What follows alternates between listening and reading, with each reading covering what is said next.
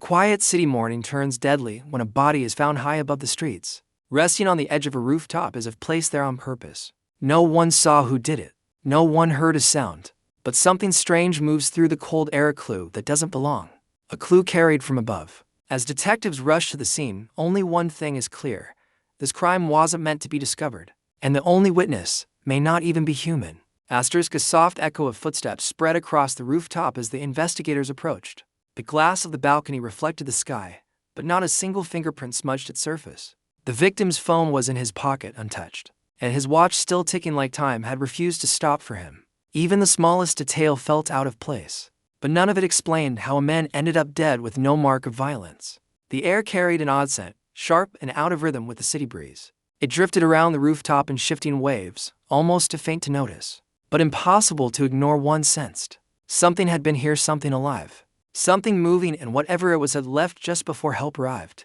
The investigators exchanged quiet glances, unsure if they were dealing with a simple fall or something far more complex. As they examined the surroundings, they discovered the security camera mounted above the rooftop door. Its red light was off, its wires cut cleanly, as though someone had planned the crime down at the last second. No alarms had been triggered. No forced entry was visible. Everything felt too controlled, too careful. Whoever did this didn't want to be caught, and they knew exactly what they were doing. Far below, the streets continued with their usual morning chaos, unaware of the mystery unfolding above. Cars moved, people walked, conversations rose and fell, but none of them could imagine the layers of secrets hidden on this quiet rooftop. The victim had lived a private life, no known enemies, no known dangers. Yet here he was, ranged like a final message no one could read. One of the investigators knelt beside the body, noticing a slight tilt to the man's head, as if he had been watching something right before the end. His eyes were half open, reflecting a faint trace of fear or surprise. The positioning felt too deliberate. If someone had pushed him, the body would show signs of impact. If he had fallen, his injuries would tell a different story. But there was none of that. Only stillness, as if he had been placed here after death. A sudden gust swept across the rooftop, carrying with it a fluttering sound that vanished before anyone could pinpoint it. It echoed like wings, quick and light, then gone. The moment was so brief that it felt imagined, but it left behind a chill that crawled across the skin. Something had been watching. Something had flown away. And the rooftop no longer felt like a simple crime scene, it felt like the start of a puzzle. Built far above ground level, the investigation grew heavier as the morning brightened, and every shadow felt like it was hiding something. The rooftop had no clear answers, but it had a feeling, an uneasy one, that kept tugging at the investigators' thoughts. Nothing about the man's death followed a normal pattern, and that made every small detail worth examining.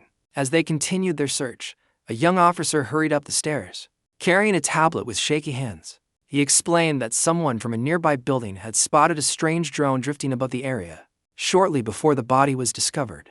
The witness had recorded it, unsure whether it was important, but something about the timing made it worth checking.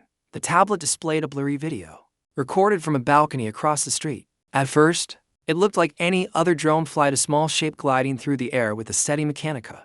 Hum. But as the video zoomed in, the drone appeared to jerk suddenly, as if reacting to something unseen.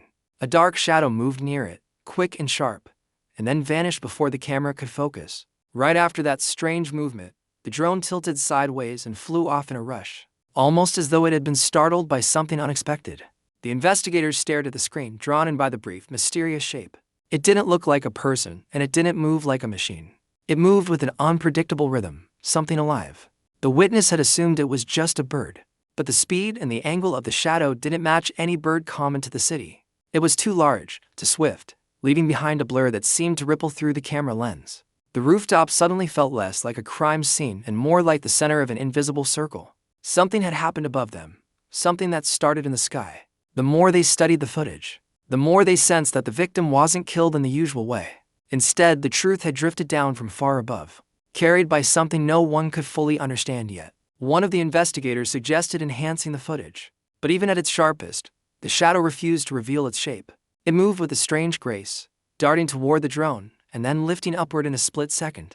A faint fluttering noise was captured by the microphone, not mechanical but natural, like wings cutting the air with purpose. The sound felt almost out of place, like it didn't belong to the skyline of tall buildings and busy streets. It felt foreign, as if the rooftop had been visited by something rarely seen.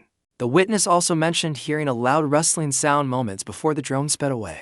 It wasn't the usual flapping of a pigeon or seagull. It was deeper, heavier, beating the air in a way that made the hair on the back of the neck stand up. The investigators replayed the audio several times, letting the strange rhythm tap against their nerves. Whatever the sound was, it wasn't normal for the city. And if it wasn't normal, it might be connected to the victim. The more they examined the video, the more questions formed. Why was the drone flying so close to the rooftop?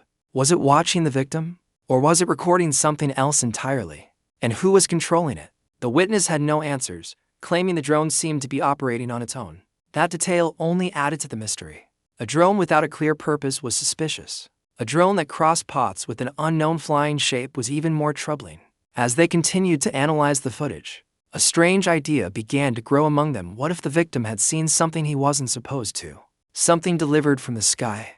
The neat placement of the body, the silent surroundings, the absence of a fight, all of it hinted at a crime designed to leave no human trace. The investigation had reached a point where normal methods no longer felt enough. Too many clues were drifting just out of reach, and too many questions pointed upward rather than across the ground. As the investigators turned back to examine the rooftop again, the quiet sound of claws tapping lightly against concrete broke the tense silence. Rex stepped forward with sharp focus, lowering his head as he sniffed the air in slow, deliberate breaths. The wind that passed through the rooftop seemed to speak directly to him, carrying small pieces of truth that humans could not sense. His body stiffened, tail raised, and in that instant, everyone realized that Rex had detected something far beyond their understanding.